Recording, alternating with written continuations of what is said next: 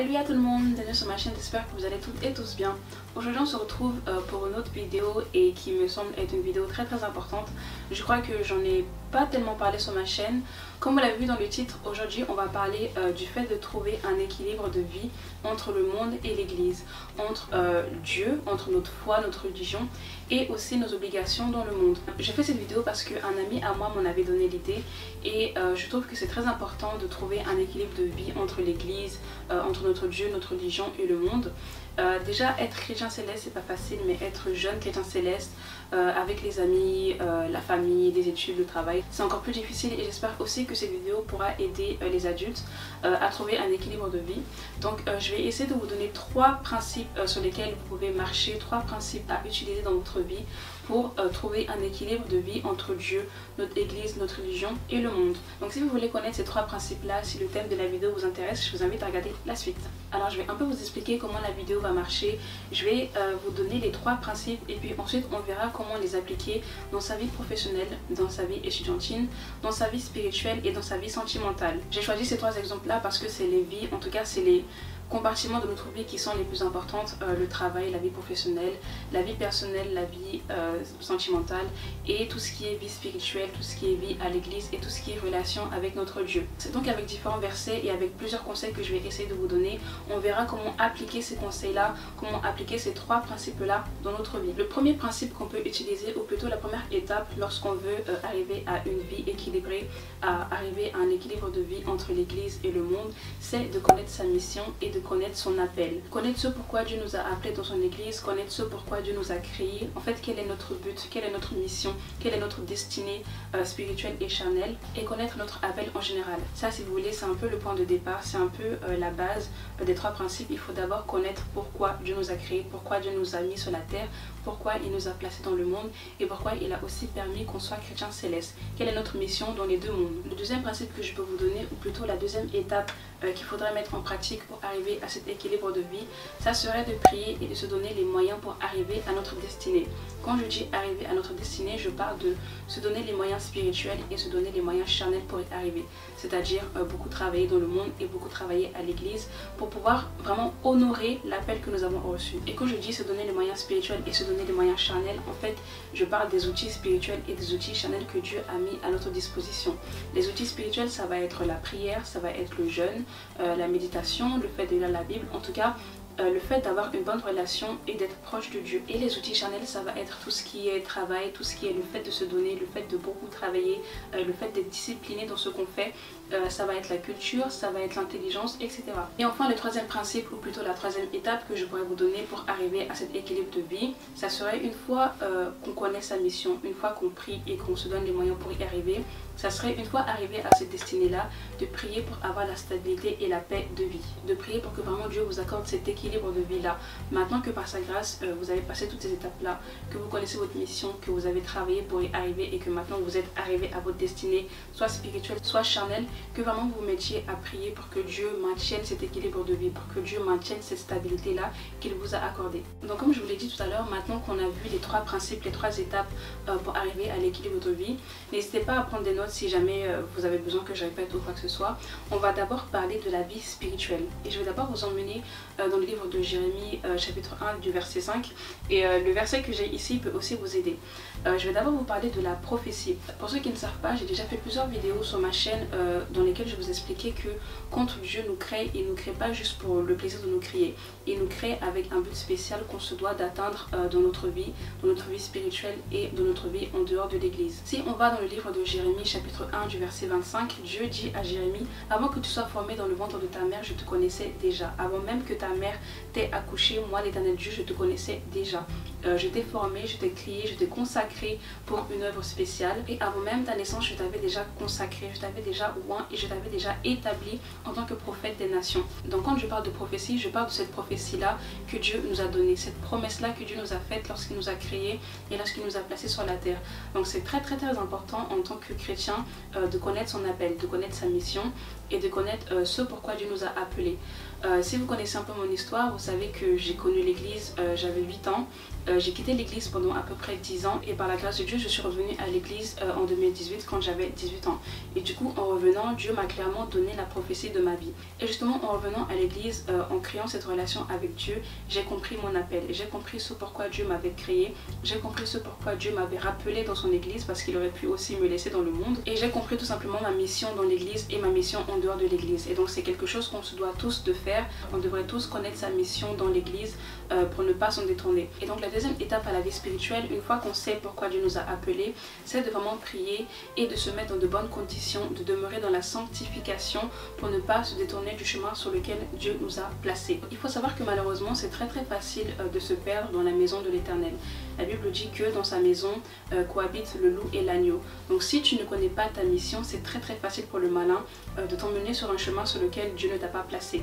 Quand tu connais ta mission, quand tu sais pourquoi Dieu t'a appelé, il faut prier pour que tu demeures sur ce chemin-là. Une fois qu'on a conscience et qu'on connaît notre appel, toutes les mauvaises prophéties qu'on va recevoir, toutes les mauvaises visions, tous les prophètes de Baal en gros qui viendront vers nous pour nous donner des messages de complaisance ou pour nous donner des messages qui ne viennent pas de Dieu, on sera confiant dans notre cœur parce qu'on connaît notre mission, parce qu'on sait pourquoi Dieu nous a appelés. Si vraiment nous faisons l'effort de vivre dans la sanctification et si nous demeurons dans l'obéissance, toutes ces prophéties-là, tous ces messages-là que ces prophètes nous donneront seront en vain. Ils n'auront pas de poids ou d'effet dans notre vie, ils n'auront pas d'impact dans notre vie. C'est pour ça qu'au-delà même des dons spirituels, il faut d'abord prier et demander à Dieu l'esprit de vérité et demander que Dieu nous accorde le don de discernement. Parce que quand tu as le don de discernement et quand tu connais ta mission, tu sais pourquoi Dieu t'a appelé, tu sais d'avance, avant même que le faux prophète t'appelle, avant même qu'il te donne des fausses visions, ton Dieu te préviendra que ce n'est pas un prophète qui vient de sa part. Donc vraiment prier pour ne pas se détourner du chemin sur lequel Dieu vous a placé, et ça passe par le don de discernement. Essayez de discerner quand c'est Dieu qui vous parle et quand c'est l'autre qui vous parle. Et essayez de discerner quand c'est un prophète de Dieu ou quand c'est un prophète de Baal. Parce que sinon, si en plus vous ne connaissez pas votre appel, vous ne savez pas pourquoi vous êtes dans l'église, ça sera difficile pour vous de rester dans l'église, ça sera difficile pour vous de demeurer sur ces voies-là, de demeurer sur les voies de Dieu et d'honorer, comme je l'ai dit, l'appel de Dieu. Et en plus de tout ce qui est loup, tout ce qui est prophète de Baal, en tout cas ces esprits impurs qui malheureusement rôdent dans nos paroisses, il faut aussi faire l'effort de ne pas être influençable dans l'église. C'est pas parce que ton copain ou ta copine, ton frère ou ta soeur en Christ est à la chorale que tu te dois de monter à la chorale. C'est pas parce que ton frère en Christ ou ta soeur en Christ se met à donner des visions, des prophéties, que tu dois faire pareil. Comme je l'ai dit, essayez de toujours honorer l'appel qu'on vous a donné. Essayez de toujours faire la volonté de Dieu et pas la volonté des hommes, et essayez de vraiment rester à votre place, rester là où Dieu vous a placé. Et je reviens sur les dons parce que j'en ai un peu parlé tout à l'heure. Il faut savoir que non seulement le don de discernement est le don le plus important, mais il faut aussi savoir que la mission, il faut aussi savoir que l'appel de Dieu est plus important que les dons. Les dons, si vous voulez, ce sont juste des outils spirituels que Dieu met à votre disposition pour œuvrer pour lui. Il faut d'abord connaître sa mission avant de trouver les dons. Il faut d'abord répondre à l'appel de Dieu avant de vouloir prophétiser, avant de vouloir avoir des visions, etc. Parce que si on ne connaît pas sa mission, on ne sait pas comment servir Dieu. Et les dons sont là pour servir Dieu. Donc si vous voulez, c'est comme le fait de bâtir une maison. Avant même de prendre les outils et de commencer à bâtir la maison, il faut d'abord savoir pourquoi on bâtit la maison. Il faut d'abord avoir les fondations de la maison. Et ensuite, on essaie de voir quel outil on va utiliser pour bâtir la maison. C'est pareil pour les dons, c'est pareil pour la mission. D'abord, essayez de connaître votre mission, savoir pourquoi on vous a appelé. Ensuite, quel don Dieu a mis en vous pour pouvoir justement utiliser ces dons-là et les mettre à son service. Mais les dons, c'est pas le plus important dans l'église. Donc c'est vrai qu'il faut aspirer aux dons spirituels, mais ce n'est pas le plus important. D'abord, essayez de connaître votre mission. Pourquoi Dieu vous a appelé dans l'église, quelle œuvre vous êtes censé accomplir dans l'église. Et puis ensuite, savoir avec quoi je vais pouvoir œuvrer pour Dieu. Dans quel ministère ou avec quel outil spirituel, avec quel don je vais pouvoir honorer la mission que Dieu m'a confiée. Donc je répète les 3 étapes pour avoir une vie spirituelle qui est équilibrée. D'abord, connaître son appel, connaître sa mission, savoir pourquoi Dieu nous a créés, savoir pourquoi Dieu a permis que nous naissions dans l'église, ou comme moi, savoir pourquoi Dieu nous a appelés à revenir dans l'église ou nous a appelés à rejoindre l'église. C'est très important de connaître sa mission parce que ça va être, voilà, c'est le point de départ en fait. Il faut d'abord se situer au point de départ, ensuite savoir comment arriver et comment franchir les étapes pour arriver à notre destinée. Une fois qu'on est conscient de notre appel, une fois qu'on sait pourquoi Dieu nous a appelés dans l'église, il faut deuxièmement prier pour que Dieu nous accorde les armes spirituelles nécessaires pour honorer son appel, c'est-à-dire les dons en question, l'esprit de vérité, la sanctification, etc. Se donner les moyens, beaucoup travailler et essayer de bâtir une relation avec Dieu pour arriver à destinée. Parce que c'est bien beau d'être appelé par Dieu, mais si on ne répond pas à l'appel, et si on n'est pas digne de l'appel, c'est pas la peine. Une fois qu'on est arrivé à destinée, il faut prier pour que Dieu nous accorde l'équilibre, la stabilité et la paix. Ça serait dommage quand même d'arriver à destinée et d'être troublé par des événements de la vie, d'être perturbé par les tribulations. Une fois que vous êtes arrivé à destinée, une fois qu'on vous a oint, une fois que vous avez pris l'onction, une fois que vous êtes conscient de votre appel et que vous avez répondu à votre appel, priez pour que Dieu vous accorde la sagesse, l'intelligence, qu'il vous accorde la stabilité de vie pour ne pas basculer voilà, du jour au lendemain, et qu'il vous accorde surtout la paix du Christ. Donc la deuxième partie de la vidéo va plus être axée sur la vie professionnelle, sur la vie sociale en général, sur le travail, sur les projets, les business, etc. Malgré ce que beaucoup pensent, il ne faut pas voir le travail en soi comme une corvée. Il ne faut pas voir le travail comme quelque chose qui n'a rien à voir avec la spiritualité. Je sais que malheureusement beaucoup de célestes pensent que Dieu est contre le travail, Dieu est contre le fait de trouver des travails bien rémunérés, Dieu est contre la stabilité financière, etc.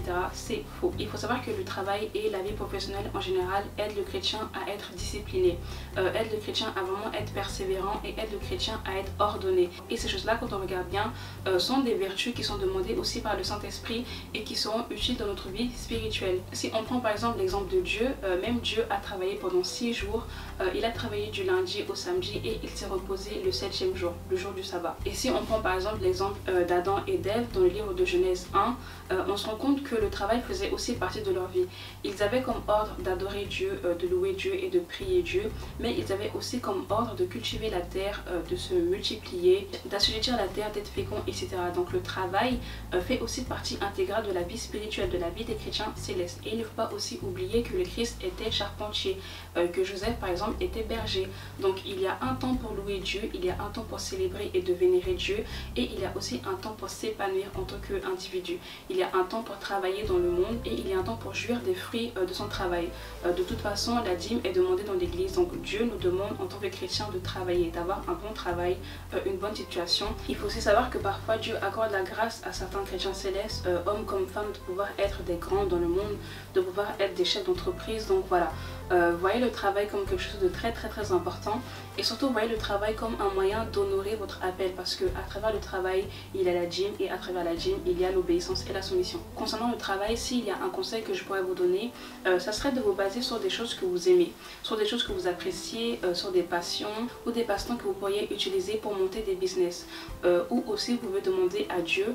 Moi je me rappelle que quand j'ai fini mon lycée, quand j'ai terminé avec le bac, j'avais commencé une licence et j'étais pas sûre que j'allais finir cette licence là ou pas. J'avais demandé à Dieu justement quel plan il avait pour moi dans ma vie professionnelle, et du coup suite à ça je me suis réorientée et j'ai pris une année sabbatique, et après j'ai repris mes études. Et effectivement il s'avère que la voie sur laquelle Dieu m'avait orientée était la bonne. Quand j'ai commencé ma nouvelle licence, du coup j'étais vraiment épanouie, j'adorais ce que je faisais, etc.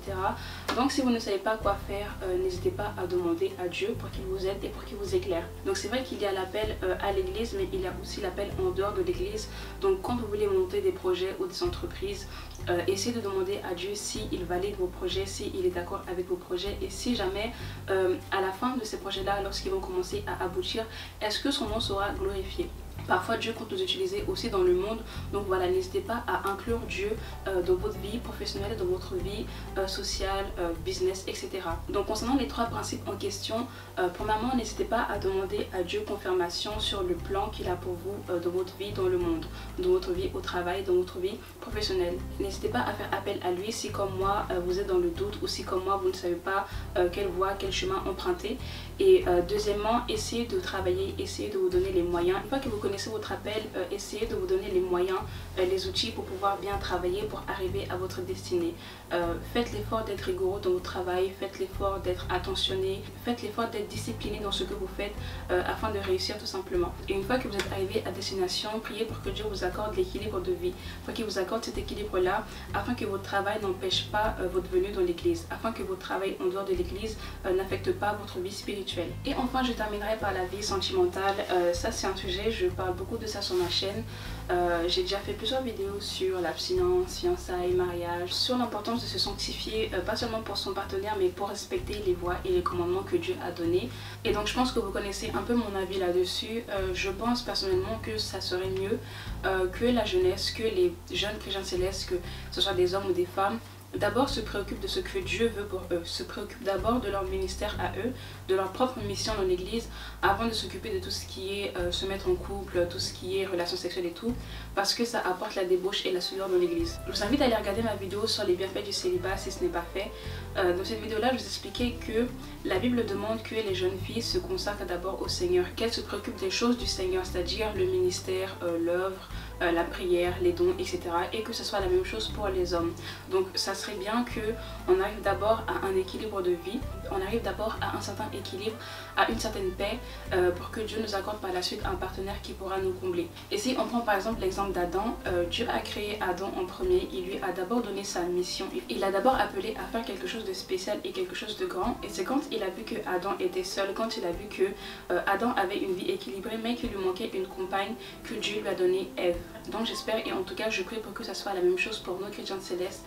Travaillons d'abord sur nous-mêmes, travaillons d'abord à bâtir une relation avec notre Dieu avant de vouloir se marier, avant de vouloir bâtir un foyer, etc.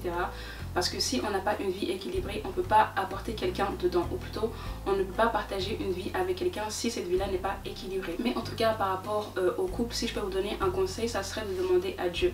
Pas forcément demander à Dieu, Seigneur, qui est mon partenaire d'esprit, Seigneur, avec quelle personne, avec quelle femme ou avec quel homme tu m'as uni, mais demander à Dieu, voilà Seigneur, à quel moment de ma vie tu mettras quelqu'un, à quel stade selon toi Seigneur je devrais commencer à chercher un homme, à quel stade Seigneur tu penses que je devrais commencer à chercher une petite amie pour me marier. En tout cas, essayez de demander comme ça des détails à Dieu concernant votre vie spirituelle pour aussi répondre à l'appel sentimental que Dieu a pour vous. Il faut savoir qu'on n'est pas tous appelés à être mariés. Il y a des gens qui sont vraiment consacrés à Dieu. Ils sont censés être par exemple des maîtres d'hôtel. Donc ils ne sont pas censés avoir des femmes ou avoir des maris. C'est vraiment des ouvriers du Seigneur que Dieu oint, que Dieu consacre dès la naissance pour qu'ils soient dans le temple constamment, pour qu'ils prient, pour qu'ils jeûnent pour le peuple. Donc essayez de d'abord connaître votre mission par rapport à votre vie sentimentale. Si vous faites partie de ceux qui sont appelés à se marier très jeunes ou ceux qui sont appelés à se marier après avoir accompli leur ministère, après un certain temps, arrivé à un certain âge. Quand vous savez à peu près quand est-ce que Dieu mettra votre partenaire dans votre vie, ça vous évite d'aller voilà, dans des relations inutiles, ça vous évite de flirter avec qui que ce soit, ça vous évite de vous mettre en couple avec des gens qui ne sont pas destinés pour vous. Donc n'hésitez pas à demander quelques conseils ou bien quelques précisions à Dieu concernant l'appel dans votre vie sentimentale. Essayez d'avoir des précisions, si je peux dire ça comme ça, dans votre vie sentimentale pour ne pas vous perdre. De l'autre côté, je sais que c'est très dur pour les jeunes. Déjà c'est dur d'être dans la sanctification, d'être dans l'abstinence, de ne pas avoir de rapport sexuel quand on est jeune, surtout à l'adolescence, à la puberté, voilà, les hormones font que. Mais quand on a la foi et quand on a Dieu dans sa vie, il n'y a rien qui est impossible. Mais de l'autre côté, il faut aussi savoir que Dieu par moment met des hommes, des femmes, des jeunes hommes, des jeunes femmes dans votre vie qui sont censés, si je peux dire ça comme ça, vous accompagner dans votre vie spirituelle. Si je prends mon exemple, si je peux me permettre, avant de revenir à l'église, j'étais en couple, ça date de à peu près 2 ans, et Dieu m'avait révélé que effectivement le garçon avec qui j'étais quand je revenais à l'église, c'était un garçon qu'il avait lui-même placé dans ma vie. Selon le plan que Dieu avait créé dans ma vie sentimentale, ce garçon-là devait m'accompagner d'un point A pour aller à un point B. Et effectivement, en revenant à l'église, être avec ce jeune homme-là m'a vraiment aidé parce que il m'a aidé à un peu bâtir ma relation avec Dieu. Parce qu'on parlait beaucoup de Dieu, on parlait beaucoup de la religion, etc. Donc il faut savoir que ces relations-là, par contre, c'est pas des relations qui mèneront à la débauche ou à la souillure. C'est vraiment des relations qui sont sanctifiées par Dieu. Du coup, la relation même sera basée autour de Dieu. Donc tout ça pour vous dire que c'est vrai, il faut faire l'effort d'être dans la sanctification, il faut faire l'effort de se préserver jusqu'au mariage, mais sachez qu'il existe aussi des personnes que Dieu met dans votre vie dans un but précis. Et ces personnes-là, eux-mêmes vivant dans la sanctification, vont venir vous apporter encore plus de sanctification, encore plus de spiritualité, et ils vont vous aider à vraiment vous rapprocher de Dieu. Donc pour appeler un peu les 3 étapes, premièrement, essayez de connaître votre appel dans votre vie sentimentale. Essayez de voir à quel moment de votre vie Dieu mettra un partenaire. Essayez de savoir si vous êtes du genre, enfin si selon Dieu vous êtes appelé à vous marier tôt ou pas. Si vous faites partie de ceux qui sont appelés à se marier après avoir accompli le ministère, après avoir accompli déjà certaines œuvres dans l'église, donc ceux qui sont appelés à se marier assez âgés. En tout cas, essayez de demander à Dieu quelques détails concernant votre appel dans votre vie sentimentale. Une fois que c'est fait, demandez à Dieu de vous accorder la force pour pouvoir honorer l'appel, c'est-à-dire pour pouvoir demeurer chaste, pour pouvoir demeurer vierge jusqu'au mariage pour les hommes et pour les femmes. Une fois que vous êtes par exemple dans les fréquentations, une fois fois que vous êtes en couple, demandez à Dieu qui vous accorde la sanctification pour demeurer sur ses voies jusqu'au mariage. Et essayez aussi de demander à Dieu qu'il touche votre cœur et vos pensées, c'est-à-dire que Dieu transforme tout ce qui n'est pas bon en vous, que Dieu transforme tout ce qui est orgueil, tout ce qui est jalousie, tout ce qui est possessivité, etc. En vous, afin que vous puissiez faire un seul avec la personne avec qui Dieu a prévu de vous unir. Et troisièmement, quand vous êtes arrivé au mariage, quand vous êtes dans les fiançailles, priez une fois de plus pour avoir la paix, la stabilité et l'équilibre de vie. Donc si vous avez bien suivi et bien compris ce que j'ai dit, en fait c'est très simple. Il faut d'abord prier pour connaître son départ, son point de départ, le lieu dans lequel on se trouve spirituellement et charnellement. Il faut aussi essayer de savoir où on va et pourquoi on va. Et une fois que c'est fait, priez pour que Dieu vous aide en fait prier pour que Dieu vous aide à monter les échelons dans la sanctification, dans l'humilité, dans la soumission à ses voies et à ses commandements. Donc je vais répéter les 3 principes une dernière fois. Premièrement, il faut connaître sa mission et son appel, savoir pourquoi Dieu nous a appelés dans notre vie spirituelle, dans notre vie charnelle, dans notre vie professionnelle. Ensuite, il faut se donner les moyens spirituels et charnels pour y arriver. Il faut beaucoup travailler, il faut beaucoup prier, il faut beaucoup jeûner. En tout cas, il faut faire beaucoup d'efforts pour arriver à notre destinée. Et troisièmement, quand c'est fait, quand on est arrivé à la destinée, quand on est marié, quand on commence à travailler ou quand on vient de prendre l'onction, il faut beaucoup prier pour que Dieu maintienne l'équilibre de vie qu'il nous a accordé, qu'il maintienne cette paix, qu'il maintienne cette stabilité de vie. Donc voilà, c'est la fin de cette vidéo. J'espère qu'elle vous a plu, j'espère qu'elle vous aidera. N'hésitez vraiment pas à prendre des notes. C'est vrai que j'ai répété les mêmes choses pas mal de fois, mais si vous n'avez pas compris, n'hésitez pas à m'écrire, comme ça je pourrais vous réexpliquer. En tout cas, comme d'habitude, on se fait de gros bisous et on se dit à la semaine prochaine.